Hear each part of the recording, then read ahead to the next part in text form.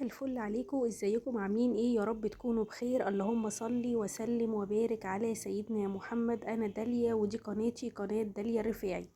مكملين مع بعض النهاردة اول يوم من فيديوهات مش التفريزات بقى، احنا خلاص خلصنا التفريزات. عملت معاكم التفريزات كلها اللي في الدنيا كلها. خلاص بعد ما خلصت التفريزات ابتديت بقى اخش على اصعب حاجة في الشقة وهي المطبخ. ما حبيتش اعمل موضوع ان انا اروق المطبخ او اعمله تنظيف عميق في الاول خالص كده وبعد كده ابتدي اعمل التفريزات. لا، ما حبيتش الموضوع ده لسبب ان انا هيطلع عيني زي ما انتوا شايفين كده في المطبخ. عايزه اقول لكم ان انا مجريه الصوره جدا. انا الفيديو ده انتوا يعني هتعرفوا فيه مفاجآت. هقول لكم عليها. آه ان انا عايزه اقول لكم ان انا مجريه الفيديو جدا جدا جدا. انا لو كنت ابتديت بالمطبخ وبعد كده عملت التفريزات كان كل مجهودي هيطلع على الفاضي. لان كل اللي انا عملته كان هبتدي ان انا اخلص المطبخ بدري جدا عن رمضان، وهبتدي بقى اعمل التفريزات فهيتوسخ تاني وهيتبهدل تاني. طب وعلى ايه؟ انا اعمل تفريزاتي واخلص حاجتي واشيلها في الفريزر بتاعي وتبقى وامن كل حاجتي بحيث ان انا منزلش تاني السوق خالص. خلاص اعمل بقى المطبخ يومين ثلاثة. وهي دي بقى المفاجأة الكبرى اللي انا عايزه اقول لكم عليها، ان المطبخ ما خدش معايا يوم، لان المطبخ هنا اخد معايا 4 ايام. يعني ده مجهود 4 ايام في 28 دقيقة. طبعا انا يعني في حاجات كتير قوي ما صورتهاش، دي رقم واحد. تاني حاجة مش ال4 ايام 4 ايام يعني، لا، انا كنت باخد كل يوم ساعتين 3 4، مش اكتر من كده. يعني ما بشتغلش اليوم كله. ليه بقى؟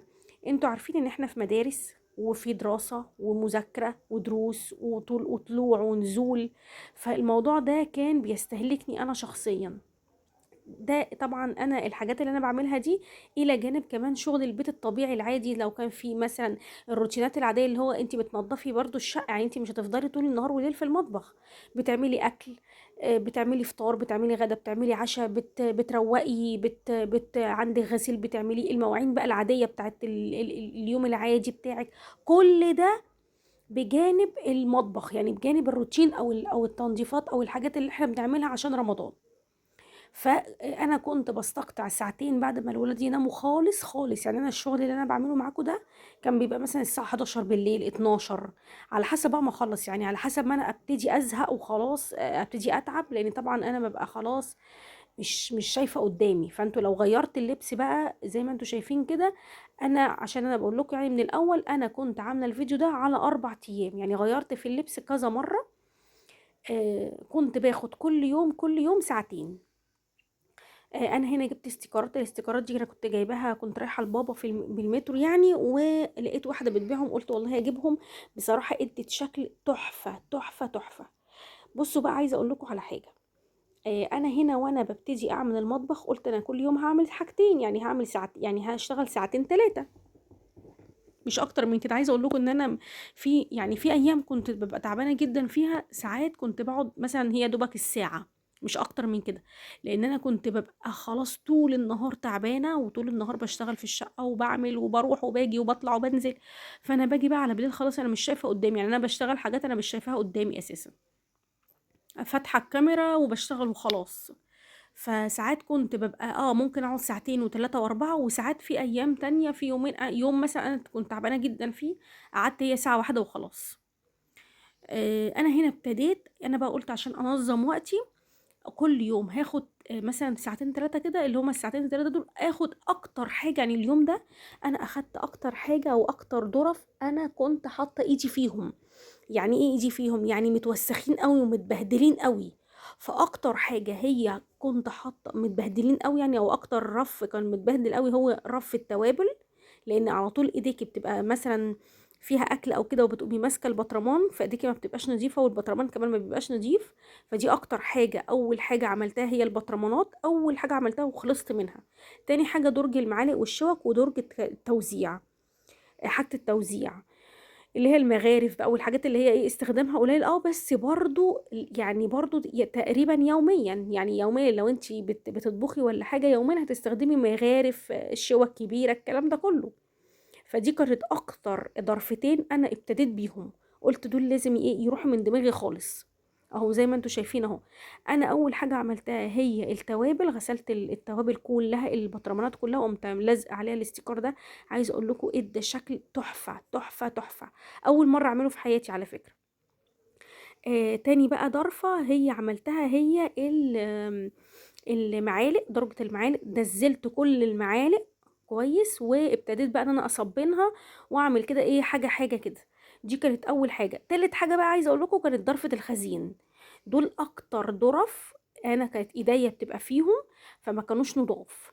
دول اكتر حاجه يعتبر دول اول يوم انا عملتهم، اللي هي الظرف اللي هي التقيله، اللي هي الظرف اللي هي تاخد مني وقت، اللي زي يعني او الظرف اللي هي اتوسخت مني جامد قوي خلاص، مش هينفع انها تقعد اكتر من كده خلاص. فدول اول 3 ظرف انا عملتهم.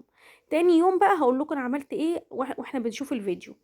عايزه اقول لكم ان انا وانا كنت قاعده كده على النت، يعني على الفيس من كام يوم، لقيت لك واحده بتتريق على الحاجات اللي احنا بنعملها، وبتقول خلاص احنا بقى ايه، نشيل بقى ميه سخنه، ونشيل ميه مغليه في الفريزر في اكياس، وشيلوا يلا الحقوا ايه، ابتدوا شيلوا الميه المغليه اللي في الفريزر يعني.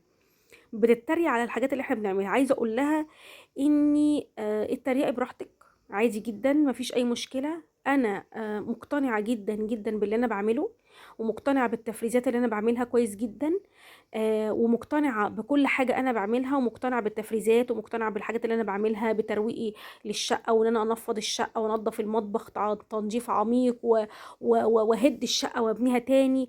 انا مقتنعه جدا جدا باللي انا بعمله، لاني هقول لك حاجتين، وكل الناس اللي مش مقتنعه بالتفريزات والحاجات اللي احنا بنعملها، هقول لكم حاجتين مهمين جدا.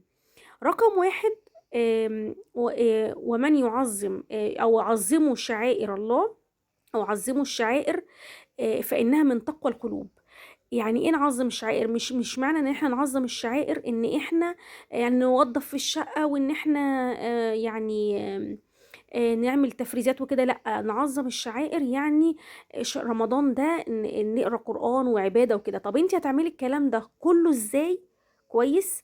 هتعملوه ازاي وانتوا اساسا ما عندكوش وقت اصلا تعملوه؟ هو انتوا ناسين يا جماعة ان رمضان ده مثلا بتقعدوا بال 14 وال 15 سنة بتبقوا صايمين فيه؟ رمضان اصلا مشقة، العبادة نفسها مشقة، مشقة جامدة جدا. ان انتي تخدمي بيت كامل وانتي صايمه، تعملي اكل وشرب، ولو في نزول مدارس ماشي، بلاش مدارس، في ناس كتير ما بتوديش مدارس، بس في دروس، في دراسه، في مذاكره، كل ده انتوا بتعملوه. يعني انتي لو مثلا واحده مثلا زي انا مثلا بقعد مثلا اذاكر لاولادي مثلا، او على الاقل بسمع لهم، كل ده انتي بتعمليه بجانب كمان شغلك في الشقه، بجانب كمان اكلك، الاكل اللي هتعمليه على الفطار، بجانب كمان العباده. انت ممكن تموتي فيها. فلا، طب وليه؟ طب ما تهوني على نفسك. انت عشان تفضي للعبادة والمشقة العبادة لازم تعملي اللي انت شايفاه ده، علشان ما يبقاش قدامي غير ساعة واحدة بس في المطبخ.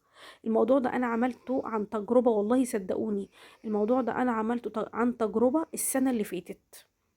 يعني هديت الشقة وبنيتها من الاول، وعملت يعني اللي ما يعمل، وعملت التفريزات دي. عايزه اقول لكم ان كمان التفريزات دي، يعني انا التفريزات اللي انا عملتها دي، أنا عملت 4 اجزاء. الفيديو اللي على طول اللي قبله ده على طول هتلاقوا 4 اجزاء فوق بعضهم. عملت 4 اجزاء. عايزه اقول لكم ان انا السنه اللي فاتت كنت عامله اكتر من كده كمان بكتير. عايزه اقول لكم بقى ان انا كان السنه اللي فاتت الفطار كان الساعه 6:15، انا كنت بدخل المطبخ كل يوم الساعه 5، ما كنتش بدخل قبل كده. عايزه اقول لكم حاجه زي كده، وموضوع التفريزات ده وفر معايا جدا جدا جدا. انا كنت بدخل المطبخ 5، كنت 6 بالدقيقه كنت ببقى طالعه من المطبخ. هي ساعه واحده في اليوم خلاص. ما كنتش حتى بدخل المطبخ خلاص تاني خلاص، غير على السحور، وانا بحضر السحور واقوم غاسله المواعين بتاعه الفطار، وخلاص على كده. ما كنتش بقعد في المطبخ ساعة الفطار او على تحضير الفطار اكتر من ساعة يوميا، وهو ده المطلوب. ان هو مش رمضان بتاع اكل، ما هو عشان احنا عارفين ان رمضان مش بتاع اكل، فاحنا بنعمل التفريزات دي. لان انتي في الايام العادية تطبخي ما تطبخيش براحتك، ممكن تجيبي لهم اكل من بره، ممكن ما تطبخيش. لكن انت في رمضان ملزمه انك تطبخي، لان في ناس صايمه. لو انت حتى مش عايزه تاكلي، في ناس صايمه في رقبتك محتاجين ان هم ياكلوا ويفطروا ويتغذوا. ف... فانتي اعملي موضوع، يعني لو اي واحده مش مقتنعه بالتفريز، لا لا، يعني عايزه اقول لك لو انتي جربتيه في مره، مش يعني عايزه اقول لك مش هتستغنوا عنه ابدا ابدا. بيوفر كمان في المجهود، وبيوفر في الفلوس كماديه، لان ساعه رمضان ما بيقرب الحاجه بتضرب في 3. يعني بصوا الغلاء اللي احنا عايشين فيه ده اضربه في 3 بقى.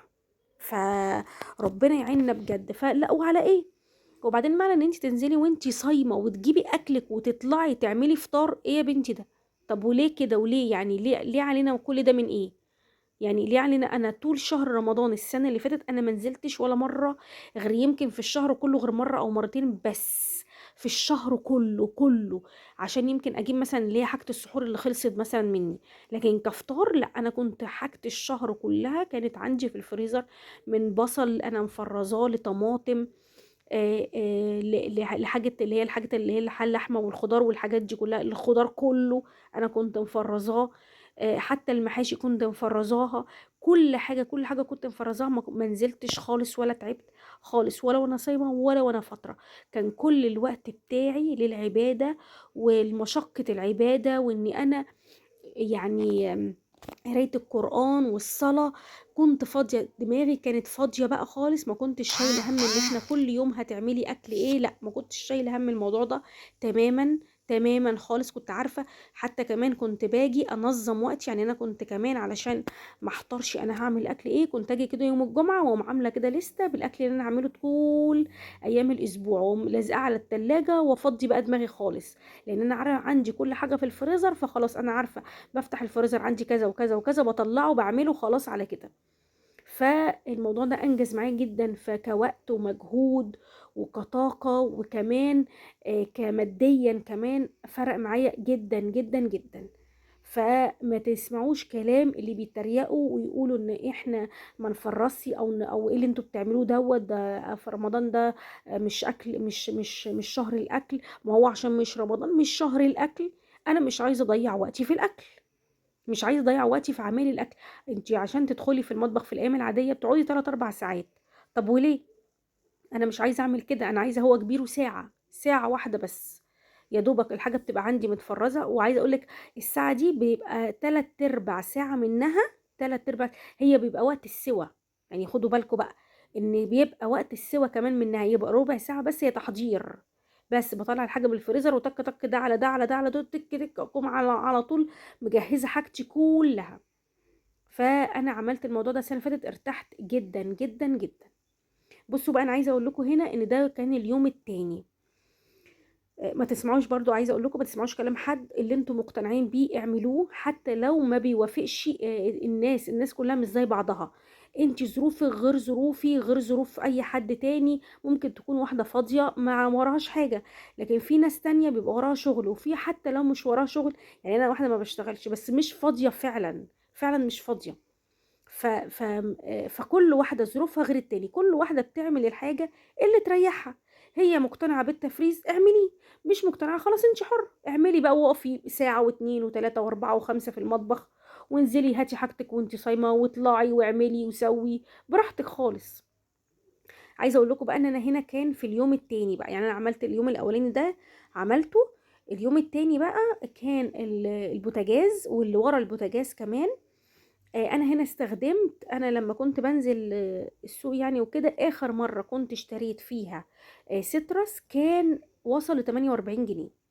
معرفش هو بقى دلوقتي، الله اعلم دلوقتي بقى بكام، بس كان انا اول ما اشتريت السيترس كان ب 28، وبعد كده غلي بقى 30 32 40 42 45 48، فجأة هوب 45 جنيه. وكميته هي حلوه وكل حاجه، بس انا اتفاجئت بقى يعني الله اعلم بقى كمان 48 ده كان اخر حاجه يعني في الرخص.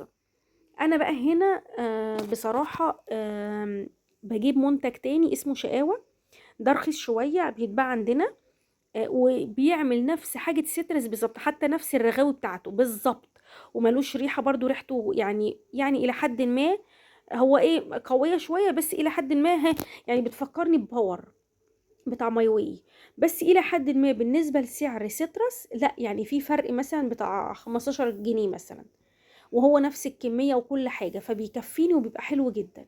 في فرق 15 او 20 جنيه كمان، ففي فرق، وهو نفس يعني زي ما يكون ايه، عارفه اللي هو لما تشيلي مثلا اللي هو مثلا ايه، تشيلي الاستيكر بتاع السيترس وتحطي مكانه المنتج اللي انا بستخدمه، هو بالظبط. فطبعا عشان الغلاء اللي احنا فيه ده انا بستخدمه ومريحني جدا جدا جدا. انا بقى هنا تاني يوم انا كنت بعمل التلاجة، قلت بقى هعمل التلاجة وهعمل البوتاجاز وخلاص على كده، مش هقفلهم بقى. ف كون ان انتي تفضي التلاجة، انا طبعا كنت عامله الفريزر من قبل اصلا، في يعني قبل التفريزات كمان، قبل ما انزل اساسا، علشان قبل موضوع التفريزات ده لازم، عايزه اقول لك ان انت لازم تفضي الفريزر بتاعك كله، اللي هو لو انت عندك دي فريزر وعندك الفريزر بتاع التلاجة لازم تفضيهم وتروقيهم عشان تعرفي ايه اللي ناقصك، وتفضي كمان اماكن علشان الحاجات اللي ايه اللي انت هتفرزيها. فانا عملت الموضوع ده، فانا بالنسبه لي مش هعمل الفريزر، لكن هنضف التلاجة. جايبه مفارش حلوه جدا جدا، لقيتها بتتباع وعجبتني قوي، قلت يلا ايه يعني ن- نشخلع التلاجة كده ونخليها حلوة. المفارش عجبتني قوي، شكلها جميل ومبهجة كده، وتحس ان هي رمضان، فظيعة، شكلها حلو قوي. انا هنا كنت لسه عاملة التلاجة برضو من قبلها بكام يوم كده، فما تعبتش برضو فيها، دوبك صبنتها تصبين سريع، وقمت ايه على طول عملتها بقى بحته على طول كده نشفتها. بصوا المفارش بقى شكلها حلو قوي قوي قوي، شكلها جميله. انا عايزه اقول لكم لما فرشتها كلها في التلاجة ادت بهجه. عايزه اقول لكم ان كل ما حد يفتح التلاجة يقول احنا حاسين ان رمضان جه، احنا حاسين ان رمضان جه. فجميله جميله، مديها شكل حلو قوي. في ناس كتير ما بتحبش شكل المفارش، انا حاططها للتغيير، يعني كتغيير، يعني الواحد بيحب يحط كده مره كده تغيير يعني. بصوا شكلها جميل قوي. هنا بقى الرف الرابع، هما بيتباعوا 4 على بعض. بصوا هما الاربع رفوف، بصوا بقى شكلهم في الاخر عامل ازاي، شكلهم مبهج قوي، يعني فعلا رمضان. هبتدي بقى هنا ايه ارصص بقى الحاجه اللي انا ايه عندي. انا بحب احط البطرمانات، اي بطرمانات عندي بحب احطها في الضرفه اللي هي الاولانيه دي، علشان بتبقى متشافه. الضرف اللي بعد كده الحاجه بتتوه فيهم. فبحب بقى اشيل مثلا، لو هشيل بقى حاجه تانية، علب تانية بقى، بس علب اكل، علب تلاجة خضار انا شايلاه، رز، مثلا جبن بقى كلها. لكن انا كل البطرمانات الازاز زي ما انتم شايفين كده، او زي ما انتم شايفين كده، ده الاكل بقى العادي بتاعنا. لكن البطرمانات بشيلها في الايه في اول ضرفه. بصوا بقى شكلها رهيب رهيب رهيب. خلصت من التلاجة، وخلصت كمان من البوتاجاز. فابتدي بقى اعمل ايه، ده يعتبر بقى ايه اليوم بقى اللي هو ايه، ده اليوم المثالي التالت في نفس اليوم، او اليوم الرابع بقى اللي انا ابتديت بقى ان انا اقفل بيه بقى المطبخ كله.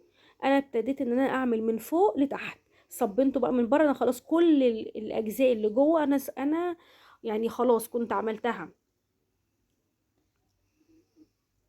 ببتدي بقى اصبن الجزء اللي بره دوت اللي فوق خالص، وبعد كده هو بمسحه وانشفه، وبعد كده ابتدي بقى بالجزء اللي تحت، اهو زي ما انتوا شايفين اهو.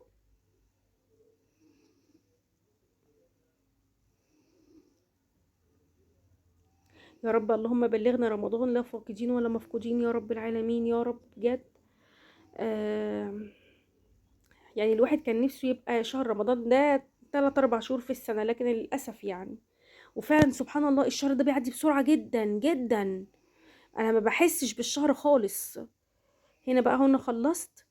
عشان كده انا بقول لكم اعملوا المواضيع دي دلوقتي، علشان كمان دي بهجة، يعني فعلا بيقولك ايه، عظموا الشعائر الشهر الكريم كده، فعلا عظموها. يعني دخلوا البهجة على بيوتكم، ممكن مش لازم تجيبوا حاجات غالية. يعني انا عايزة اوريكم ان انا كنت حاطة مفارش في المطبخ، هوريكم الفيديو بقى، مش ده اللي بعده، لا اللي بعده ان شاء الله. عاملة شوية زينة تحفة ورخيصة جدا مش هتتخيلوا. ده بقى الفيديو القنبلة ان شاء الله يعني.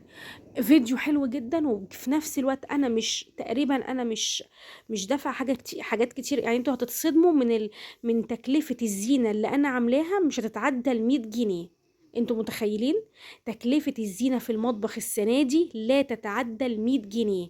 ده بقى الفيديو القنبلة فعلا اللي نفسي ان انتوا يعني تتفرجوا عليه. الفيديو اللي هو هيبقى ده النهاردة اللي هو الروتين، بعديه على طول هيبقى الجولة بقى بعد ما اخلص خالص، بعديه بقى على طول هو انتوا هتشوفوه هتعرفوه على طول. جميل جدا جدا جدا. زينة رمضان في المطبخ لا تتعدى ال 100 جنيه بجد. اللي عايز يفرح يا جماعه ويفرح يعني عياله ويفرح ويدخل الفرحه، مش لازم بالفلوس الكتيره واللي انتوا تدفعوا له، تدفعوا 100,000 جنيه و300,000 جنيه في شويه زينه. لا، انا هقول لكم على شويه زينه حلوه جدا تجيبوها بجد والله العظيم. ومش لازم تجيبوا يعني انا كل سنه بجيب حاجه حاجتين، لان طبعا الحاجه غاليه، بس بجيب حاجه حاجتين. بجيب حاجات رخيصه، وممكن اجيب حاجه واحده او حاجتين غاليين، لكن ما بجيبش بقى كذا حاجه غاليه يعني اضلع فيها نفسي. لا. وحاجه رمضان يعني بسم الله ما شاء الله ربنا بيبقى مبارك فيها. يعني الحاجة بتقعد بالسنة والاتنين والتلاتة، ما بتخسرش يعني، لأن هو بيبقى شهر في السنة. فأنا باخد الحاجة دي بعد الشهر وأقوم حطها في علبة تحت السرير، وما بيجرالهاش أي حاجة خالص، بتقعد بال10 سنين كمان. يعني يمكن أنا بوزع بعد كده منها، لأن الحاجة بتقدم، مش الحاجة بتبوظ، لا بتقدم بس مش أكتر. لكن الحاجة بتفضل زي ما هي جديدة جدا خلاص، يعني بتبقى حلوة جدا والله. فان شاء الله عايزه بس اقول لكم ايه، يعني اتفرجوا على الفيديو ده حلو جدا جدا جدا. اللي هو الفيديو اللي انا بقول لكم عليه اللي هو بتاع زينة رمضان اللي انا عاملاه. فيديو فظيع فظيع والله بجد هيعجبكم قوي. بصوا بقى، انا هنا خلصت الجزء اللي هو فوق، بعد كده ببتدي اعمل الرخامه، وبعد كده ببتدي اعمل بقى الجزء اللي تحت.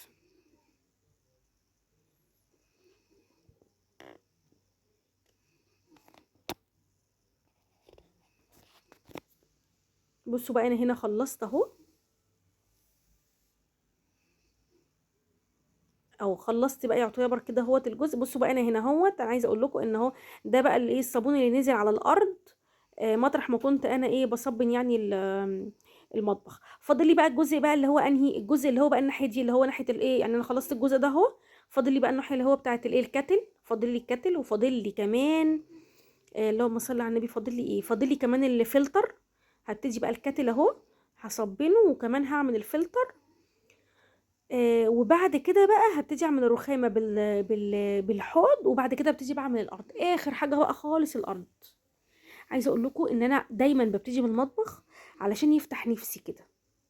ده اصعب حاجه وفي المطبخ، يعني اصعب حاجه في الشقه يعني ببتدي بيها. وبعد كده ببتدي بقى في الشقه بقى ببتدي. انا المره دي هبتدي بعد ان شاء الله ما اخلص المطبخ واعلق زينته واقفله خالص، ابتدي بقى اطلع على الريسبشن، لان انا ما بعلقش زينه خالص غير في الريسبشن والمطبخ، ما بعلقش في الاوض بصراحه. فانا بعلق في المطبخ وبعلق في الريسبشن. فدول اكتر حاجتين يعني بياخدوا مني مجهود. لكن الترويق العادي بقى، الترويق بقى التانية بيبقى على عادي، يعني في الاوض بيبقى الترويق بقى اللي هو الروتينات العاديه بقى، يعني لان انا ما يعني ايه، التركيز كله بيبقى على الريسبشن والمطبخ. وبحس ان كمان يعني انا لو عملتي بقى في كل حته بقى في كل اوضه، لا هتبقى هيصه بقى، يبقى سوق. لكن لا، الحته اللي انتوا تقعدوا فيها الريسبشن والمطبخ، عشان انت بتبقي واقفه فيه كبهجه كده بس مش اكتر. بصوا بقى انا هنا عملت اهو. حسيت ان انا بعد ما صبنت الفلتر برضو يعني برضو حسيت ان هو ما نضيفش. فعملت بقى اللي هو المنتج اللي بقول لكم عليه ده. بصوا حتى نفس العلبه بتاعته تحس ان هي اللي هي زي بتاعه السيترس، حتى كمان بيعمل نفس الرغاوي بتاعه السيترس بالظبط. انا هنا عندي الفلتر بيتوسخ بسرعه جدا، لان هو لازق في البوتاجاز، فبيكون دهون رهيبه، وكمان لونه ابيض. فتحسوا ان هو يعني عايز يتعمل مثلا كل يومين. يعني لو انا مثلا كسلت عنه مثلا هتقول اسبوع 10 ايام، لو حد غريب يخش يقول ايه ده، ايه الست المعفنه دي اللي بقالها مثلا شهر ولا سنه ما غسلتش لكن لا، ما بيكونش كده، بيكون هو كبيره قوي اسبوع. لكن هو عشان لازق في البوتاجاز فبيكون دهون رهيبه، وهو ابيض كمان، فتلاقوا بقى ايه نقط الدهون بقى باينه كتير كتير كتير كتير. فلازم كل يومين ثلاثه او عامله الحركه دي فيه. بصوا لسه، يعني انا برضو ايه رشيت عليه، وبرضو في برضو اماكن برضو لسه مش عايز يطلع فيها.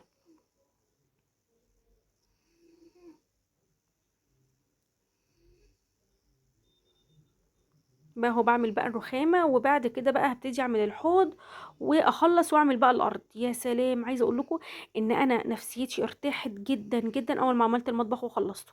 يعني اي نعم الشقه يعني وحشه جدا، عامله زي زريبه الفراخ، بس عايزه اقول لكم ان نفسيتي الى حد ما ارتاحت بسبب ان انا عملت المطبخ وبقيت واقفه. حتى انت بتطبخي يعني واقفه ايه، نفسيتك مرتاحه الحمد لله يعني. برضو كان بقى لي فترة كبيرة ما عملتش كنت بانسى. يعني انا حتى في الروتينات العادية بنسى ان انا اعمل الحنفية. لما عملتها يعني ايه، بقت بتلمع كده. حتى انا قعدت كذا يوم بعدها قلت ايه ده طب تبرق ايه ده. بصوا انا مسرعه لكم الفيديو. عايزه اقول لكم لو كنت عملته كنا نقعد 4 ايام الروتين بتاع المطبخ ده، كنا نقعد 4 ايام كاملين. انا بقى يعني حاولت ان انا اعمل بقى بالمونتاج، قصرت ال4 ايام ل 28 دقيقة. بس كنت خلاص خلصت، كنت خلاص الطاقة بتاعتي كانت خلاص خلصت. فرحت وكل حاجة، بس خلاص يعني كنت تعبت وخلصت، ويعني كنت خلصت وخلصت. والله فعلا كنت تعبانة جدا. يعني انا اخر يوم ده انا مخلصة فيه الساعة 2:30 مثلا بالليل، 2:30 الفجر. فكنت خلاص مش شايفة قدامي. وتاني يوم بقى ما عملتش بقى الزينة في نفس اليوم، لا، عشان انا كنت مخلصه الساعة 2:30 الفجر. تاني يوم بقى دخلت المطبخ كده نفسيتي مرتاحة وحلوة، فقمت بقى معلقة الزينة بقى بمزاج بقى. لان الزينة دي لوحديها بتبقى عايزة افكار، وعايزة تحطي ايه مع ايه. وهنا كنت حاطاه السنة اللي فاتت، طب كنت عايزة تعملي ايه السنة اللي فاتت. يعني كمان في اول الفيديو بفكر ان انا اعمل لكم اللي هو بتاع الزينة ده، كنت بفكر اعمله لكم. انا لسه ما نزلتوش بصراحة، ولا عملت له مونتاج ولا اي حاجة، انا صورته بس. بفكر اعمل لكم اول دقيقه كده او اول 40 ثانيه. بفكر اعمل لكم اللي هو يعني الفيديو اللي هو ايه، الزينه بتاعت السنه اللي فاتت، عشان تقارنوا ما بين السنه اللي فاتت والسنه دي. يعني في اول الفيديو كده بفكر ان انا اعملها لكم كده كام ثانيه، عشان تشوفوا الزينه بتاعت السنه اللي فاتت عامله ازاي، والزينه بتاعت السنه دي يعني في فرق ولا لا. وقولوا لي طبعا رايكم في التعليقات اذا كان عجبكم ولا لا. بجد يعني، عشان هكون مستنيه تعليقاتكم بجد. بصوا بقى انا هنا خلاص بمسح هنا بقى، ده اخر حاجه. همسح وابتدي بقى ان انا استنى شويه تنشف الارض، وبعد كده افرشها. وكل سنه وانتم طيبين، ربنا يا رب يبلغنا رمضان يا رب. بصوا بقى هنا خلاص اخيرا هفرش بقى. وكل سنه وانتم طيبين، يا رب يكون الفيديو خفيف عليكم، ويكون يعني استفدتوا منه باي حاجه. ولو استفدتوا منه حتى باي معلومه ادعوا لي دعوه حلوه. والسلام عليكم ورحمة الله وبركاته. واسيبكم بقى مع الفينش الاخير بتاع المطبخ كده، تستمتعوا كده في انسجام. والسلام عليكم ورحمة الله وبركاته. بصوا بقى شكله فظيع، النظافة حلوة برضو. بصوا بقى شكله، والاستيكرات فظيعة، شكلها حلوة قوي رغم ان هي رخيصة، بس فظيعة حلوة. وطبعا انتوا عارفين انا ما بحطش حاجة على رخامة خالص خالص، عشان انا مطبخي صغنن. فكده هو اتخلصت اهو. لا كنت نايمة يعني تعبانة، بس نفسيتي مرتاحة. يعني تاني يوم بقى قمت بقى فيه كانت فظيعة، كان قمت بقى نفسيتي كويسة. والسلام عليكم ورحمة الله وبركاته.